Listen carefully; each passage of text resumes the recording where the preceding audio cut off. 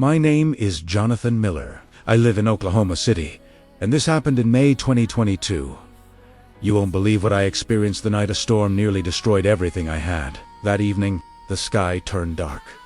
The wind roared, and the sirens began to scream. I rushed my family into a small storm shelter behind our house. As the thunder shook the ground and the tornado warnings grew louder, fear filled our hearts. Inside that shelter, Primeta held my wife's hand and my children close. I whispered a prayer.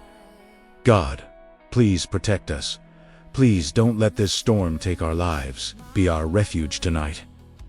It was the most desperate prayer I had ever prayed. The storm raged for hours. We could hear trees snapping, debris crashing, and the terrifying sound of destruction all around us. At one point, the shelter itself trembled, and I thought it might collapse. But somehow, deep inside, I felt a strange peace, as if God was reminding me, I am with you. When the storm finally passed, we opened the shelter door.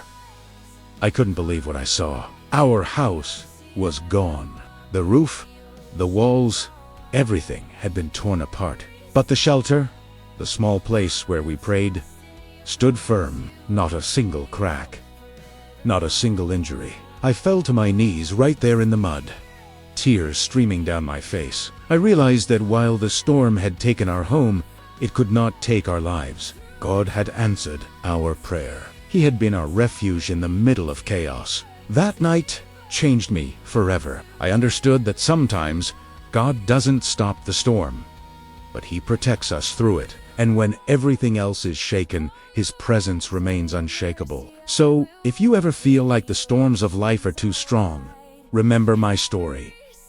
God is still a shelter. He is still faithful. And He can turn fear into faith, even in the darkest night.